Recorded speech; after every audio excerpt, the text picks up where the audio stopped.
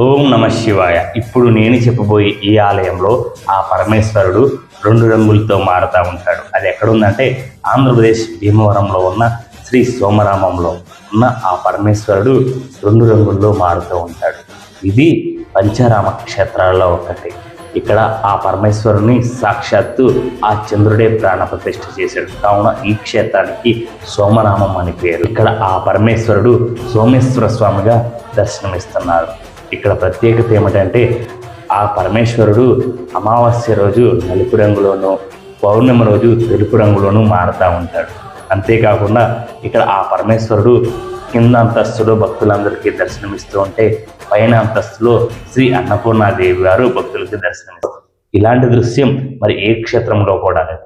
ఇంకెందుకు ఆలస్యం, ఈ కార్తీక మాసంలో భీమవరం వెళ్ళినప్పుడు ఈ ఆలయానికి వెళ్ళడం మాత్రం అస్సలు మిస్ అవ్వకండి. ఇలాంటి కంటెంట్ల కోసం మన ఛానల్ని సబ్స్క్రైబ్ చేసుకోండి. ఈ వీడియోకి ఒక లైక్ చేయండి. మీ అభిప్రాయాన్ని కామెంట్ చేయండి. Thank you so much.